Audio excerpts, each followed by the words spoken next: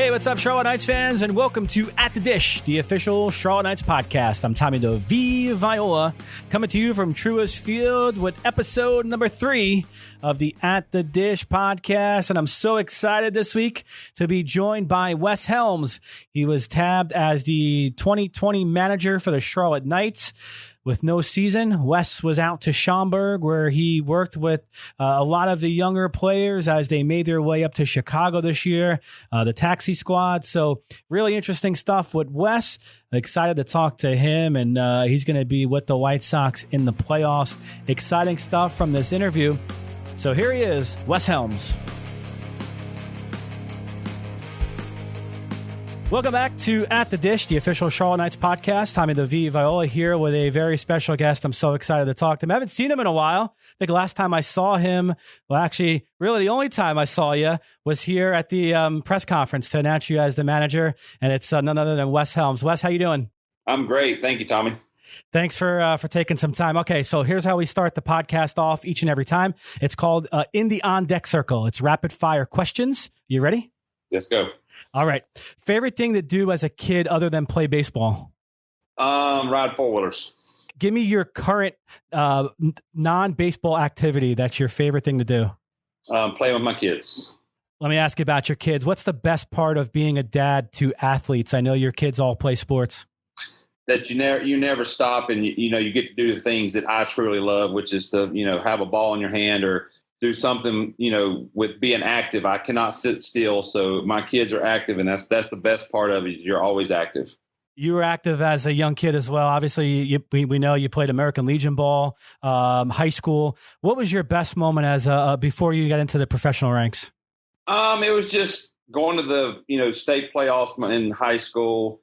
I can remember those days and, facing Brian Taylor, the stud, Yankee stud, first round pick, just Trot Nixon, just playing against guys like that is what stands out. But the biggest thing for me was, my 9th grade year, I played, Legion ball as a real young kid. I was 15 years old, and just to work into a starting role, that was probably the most memorable moment of, my high school Legion ball days.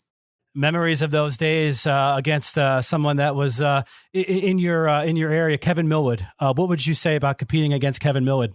Well, it was incredible. He was a year ahead of me. I was, 1 year younger than him, and we always battled. We battled through Little League. We battled through junior high. We battled through high school. And then, of course, we played on the same team in Atlanta. So that was special. That was special to get to, be in the major leagues on the same team as, playing against him growing up. And he was special, especially in high school. I mean, his arm, you knew he was going to be something, very, very good in pro ball, but also in the major leagues. What's one thing you miss as a player? The team aspect of the players, just the clubhouse, that team chemistry, the team bond, hanging out with the players and the biggest thing probably other than that would be the competition, competing, just on a day in, day out basis, just competing and, trying to get better every day at your craft, but doing it with guys that, you're getting close to and getting to know better as people. Was there a player that you modeled yourself after or someone that you grew up watching that, you kind of put your game around and say that, maybe someday I could, play like he does? Actually, growing up before I got drafted, Ken Caminiti was one of my favorite players. I loved how he just played the game. He, when he stepped between the white lines, he was out there to beat you, and he was out there to do the best he could do. He played the game hard. He got dirty. There was no just going out there and going through the motions with that guy. So I always looked up to him, and I always told myself that's the way I'm always going to play the game. Yeah, and you played with Ken later on in your career, didn't you? I did in Atlanta. I got to play with him, so that was an honor. And I actually shared that with him, that he kind of molded me into the guy that was going to go out there and give it my all every day. Let me ask you about Charlie Manuel. Is there a favorite story you have with Charlie Manuel? Yeah, so Charlie Manuel, such a player's manager, but he held you accountable. So he had a big box of pacifiers.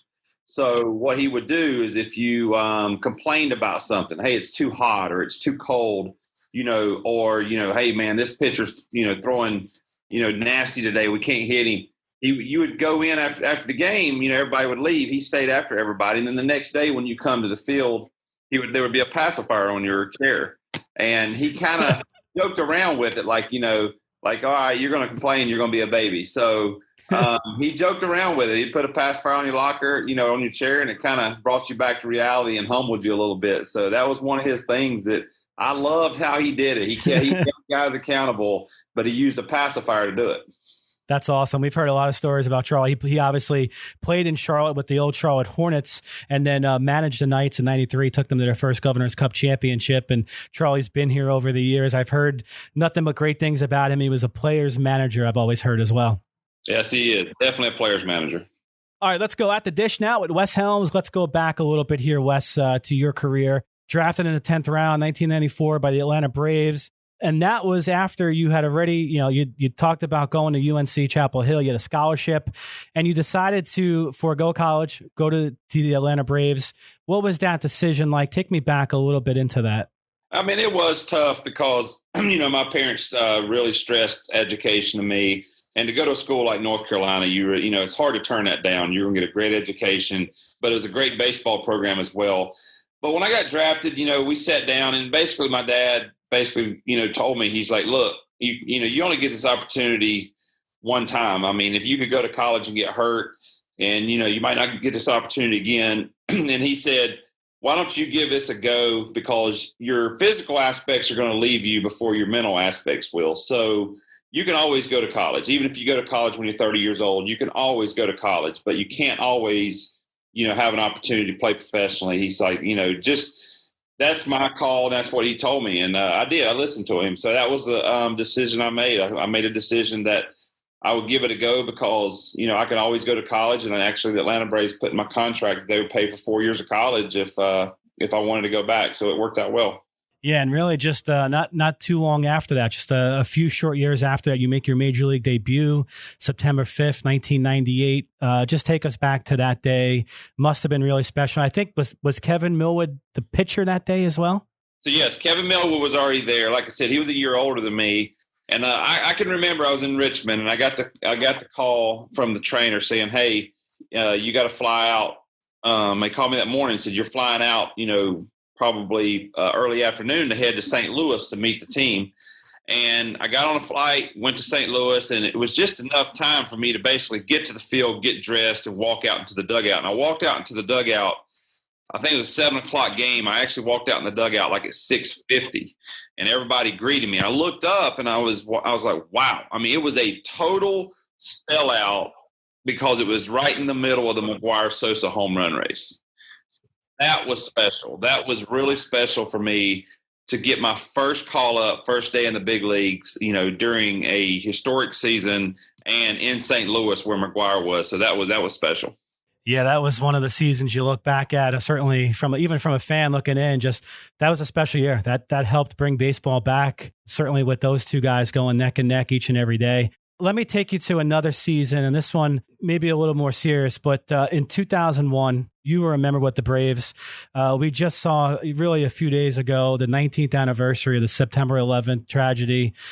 You were a member of the Braves when they played the Mets at Shea Stadium, that epic game, the first game back in New York. Take me through that day. What was that like for you? I'm sure there are some memories you have there.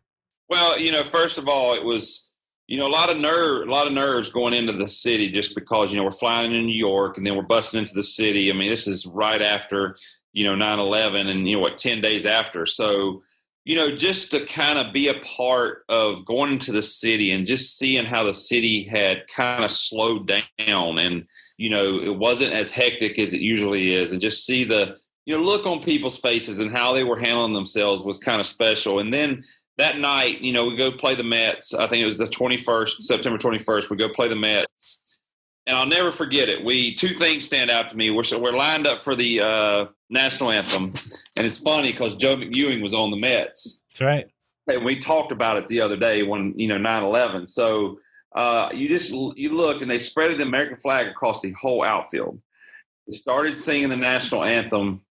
And you could see literally 90% of grown men there were tearing up. And that's what I always remember, just seeing how special that was for the city of New York the fans, the first responders, from the firefighters and the police and everybody that was involved. I mean, just to see the look on their face and how emotional it was, that was the first thing that hit. And then the next thing, of course, Mike Piazza hit the home run to put on the head. People were jumping up and down. It was so loud. And then we got beat, and Bobby Cox got us together in the locker room, and he got us all together after the game, and he goes, guys, you know how much I hate to lose. I'm all about winning. I will never talk about losing. He said, but I will say this. The New York Mets needed to win that game tonight, and you tip your hat to them.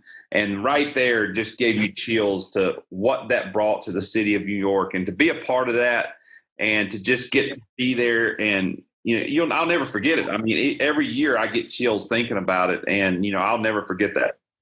One of those times you're going to look back, I'm sure, in the rest of your life, just, that day. And I'm sure, and it's coming up with the anniversary here. Let me ask you, you mentioned Bobby Cox. We talked about Charlie Manuel as a manager. You've had a number of great managers over your career, but I'm sure, with your Braves days and Bobby Cox being there and all that the Braves accomplished, what's the one thing about Bobby Cox that really made him a great manager? The loyalty to his players. You knew what to expect from Bobby Cox when you walked into the clubhouse doors every day. He set the tone early in spring training, and he didn't veer off of it. And he was loyal to guys. If you did your job, if you were prepared and you hustled and you did what it took to help the Atlanta Braves win, he was so loyal to you. And he never talked about you in the papers or the news channels. Everything stayed in the clubhouse. If you had an issue, he'd bring you into the office. He wouldn't blow you up in front of the whole team. Those little things stand out as a player. He handled you like a true professional and a grown man, and it showed. I mean, he got to know you on a personal standpoint. He asked about your parents. He asked about your family. He just he was just that kind of person. He treated you with respect, and he was he showed you that he was loyal to you. One last thing about your playing career, and I want to get into some of the stuff with your coaching and managing and stuff. But let me ask you this. When you look back at your career, what's one thing you want people to remember you for? The way I played the game, the respect I showed for the game, the respect I showed for my teammates and the other team. That's the one thing that I don't care to be remembered for any numbers or any special awards or whatever, going to the playoffs 5 times. I don't care about that. To me, the things that stand out for the character of who I was on the field and off the field, that's the things I want, people and especially my kids to remember me for. Is when I got to the field, I did everything to help the team win. And when I stepped between the lines, I did everything to help the team win. So that's the one thing I wanted to be remembered for.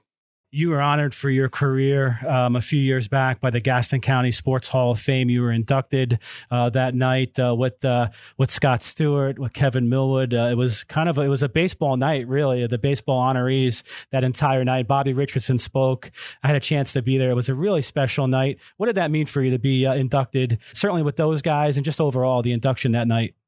It was special. I mean, Gaston will always be my home, no matter, I live in Birmingham now, and wherever life takes me, Gaston will always, be my home. I mean, I was born and raised there. So for them to honor, me and the other guys like that's special, because there's been a lot of good athletes come from that area, from basketball to baseball to football, whatever you want to say. And, to be a part of that and for the people to come out and notice that, I saw people that I hadn't seen since Little League or T-ball, and, that just makes, kind of what you did for a living more special, that you can share it with your hometown and the people that watched you play the game growing up. Certainly now getting back into the professional ranks as a coach. I want to ask you, before you got there, though, you transitioned yourself into you working in youth baseball, and then you got into you coaching back in the in the professional ranks with Lehigh Valley Iron Pigs. Talk to me what that was like to transition into youth baseball and that role that you played. So, I coached the high school that my son is actually at now in Briarwood Christian School in Birmingham, and I coached my son's travel team. And it was kind of funny because the pace of the game was really slow, and I'm used to this fast-paced game in the big league. So I actually had to take a step back and realize that, this game's not that easy. And, these kids are learning. So I had to take a step back, and then I just had fun with it. Just to be there with those kids, give them my knowledge and helping them every day, and just to watch them get better, seeing a few of them in the high school get scholarships and, moving on, and them texting you or writing you a letter, just thanking you for everything. That was awesome. I mean, it's a lot different than pro ball, and just, that some of these kids are playing and they'll never play again after high school. And just to see them live those high school days and, having the time of their life. I mean, it just brought me back to the Ashbrook High School in Gaston, playing with my buddies. Like, golly, man, I mean, it's just a game. I mean, these kids are just having a time of their life, and they're not getting paid to do it, not getting any recognition, really, just going out there, playing like they are in their backyard. So that brought me kind of back to reality and humbled me even more with the baseball world. And did that then want you kind of to get back into professional? I know you then get to the Phillies, and you went to spring training the 1 year with them as an instructor, and then you go to the Iron Pigs in a coaching role, and then now with the White Sox, obviously a coaching role in Birmingham. Then this year would have been a manager. But when you did that with high school and your son, and did you look at that and say, I'd like to get back into the professional ranks? Yeah, I kind of knew it before. I mean, my wife and I talked about it when I stopped playing. She knew she's like, I know you're going to coach one day.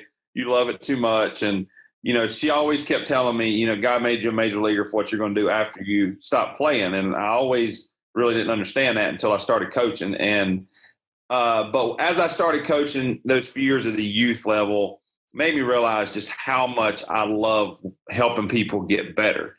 And it was like, wow, Wes, you have all this knowledge and you love the game and you have energy and you have passion, and go use that and keep going and continue to do what you were doing as a player but now as a coach in the pros. So I waited until my youngest got into going to school all day. I think he was in the second grade when I started, so that helped my wife to where she kind of had that time during the day to where she didn't have to just tend the kids all day. So that was kind of the agreement with my wife, was wait till my youngest started school all day, and I did, and it worked out perfect, and couldn't ask for a better time. Let's go to 2019 with the Birmingham Barons. You live there, you make your home there. You have an opportunity to coach, hitting coach with the Birmingham Barons, and you have guys like Nick Madrigal and Luis Robert coming through there. What was that season like for you, being a part of those guys and now seeing them go on and help out the White Sox? Oh, it was awesome. I mean, not only to coach in, your backyard, to get to go to your own bed every night on a homestand. I mean, that was great.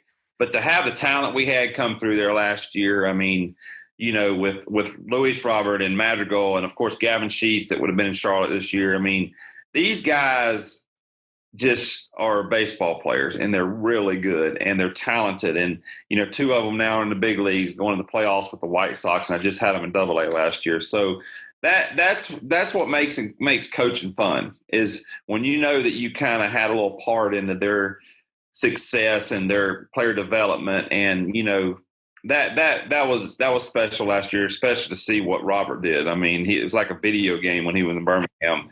I mean, you didn't think you could. I mean, it was impressive what the guy did. So just to have those memories and now look at him on the major league field and doing what he's doing, getting ready to take it into the playoffs. I mean, that's special as a coach.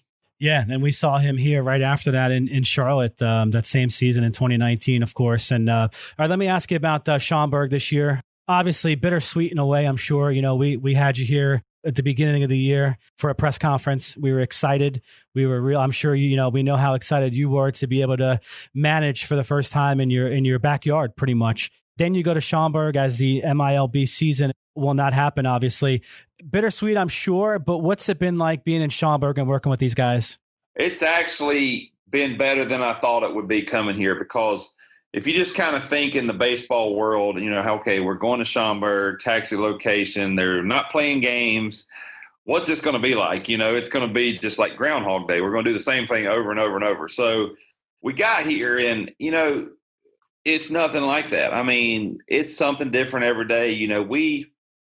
Doug Sisson, our field coordinator, has done such an amazing job of the schedule every day and changing things up. And like when we do our live pitching, we didn't just do live VP. We made it like a sim game. And even though we didn't have enough guys to field a whole defense, we'd either have a full infield or a full outfield. And, they would run the bases, and we made it fun. And it was, I'll be honest with you, it has went really well. the guys have been locked in and engaged, even though we hadn't, had the competition of playing other teams or anything. I could not say one bad thing that's went on here. I mean, this has been a special year already, but just to see how it played out way better than we thought it would. Yeah, and you've had guys like Dane Dunning go up and perform extremely well. Is there one guy that, maybe won't get a chance to go up this year, but you saw something out of him that, maybe, going forward next year is going to be a star in the making? Well, there's one guy to me, and we talk about it all the time right now, is Blake Rutherford. I had him in Birmingham last year. And, coming into spring training, he had a rough year last year in Birmingham. I mean, number one pick for the Yankees. He gets traded to the White Sox. And you could just see he had it in him, but he just hadn't been able to pull it out yet. And last year he didn't pull it out. He struggled. He got a little better at the end. And he probably would have went back to Birmingham this year. But, who knows? It could have changed in spring training if we'd had a full spring training. But he comes to Schaumburg, and first week, you could just see he was kind of feeling for it. And then all of a sudden, the kid just took off. And he was doing things that I never saw last year in Birmingham. And honestly, he was doing things that your number one pick should do. That kid is on the radar now to be the next best thing for the White Sox, if not some other team, if there's a trade. He's going to be a big leaguer here pretty soon. And he's worked his way up in the ranks with the front office and everything just because of what he's done here in Schaumburg. That's good to hear. Last thing for you. What makes this team, obviously now the first American League team to clinch a playoff spot, what's made this team, in your eyes, so special this year? Well, I mean, the first one is, I think, the culture of the team. To me, the culture and chemistry of a team will overshadow any stat or anything. I don't care what any baseball guy tries to tell you. The team chemistry is huge. And the culture in that clubhouse that Rick Renneria has developed and the culture on the field, everybody is going out there with a relaxed way of playing the game. They're not stressing. They're not pressing.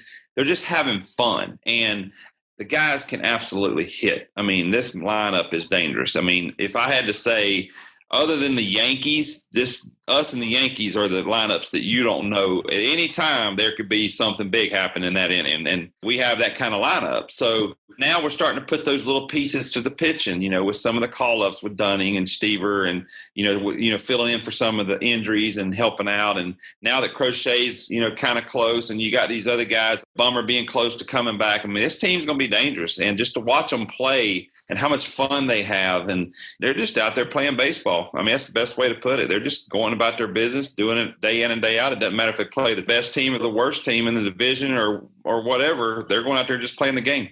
Are you excited to join them now for the playoffs once that gets going? I'm actually really excited. I got told 2 days ago that we would be going into the bubble. As this 4 staff members from here, some of us will be going into the bubble. I was so excited just because now I'm going to be there with everything that's going on. And, even though we were kind of part of it with the taxi squad, you're still separate. Now you're in the bubble. You're with the team. You're going to experience the same culture, the same feelings, the same celebrations, and just to watch being able to watch the playoff games in person and everything. I was really excited when they told me. That's awesome. We wish you guys a lot of success in the playoffs. Last thing for you, Wes, it's time for heading home. And I always end it with this. What's the best piece of advice you've ever received? There's tons of them, probably.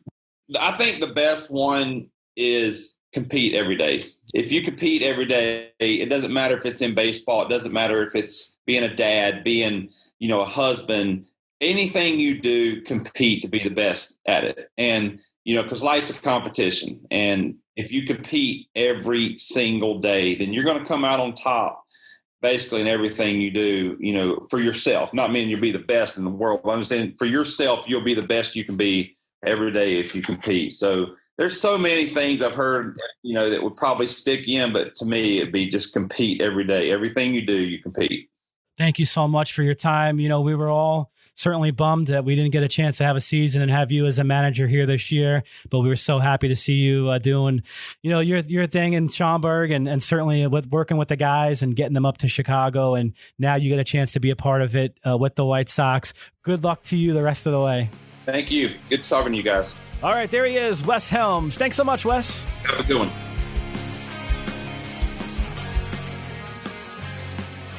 And a big thanks to Wes Helms for joining us on At the Dish this week. Really excited to talk to Wes, and I wish him and the Chicago White Sox a lot of luck in the playoffs. And we thank you for joining us this week. We'll be back again next week with more At the Dish. I'm Tommy the V Viola. We'll see you next time.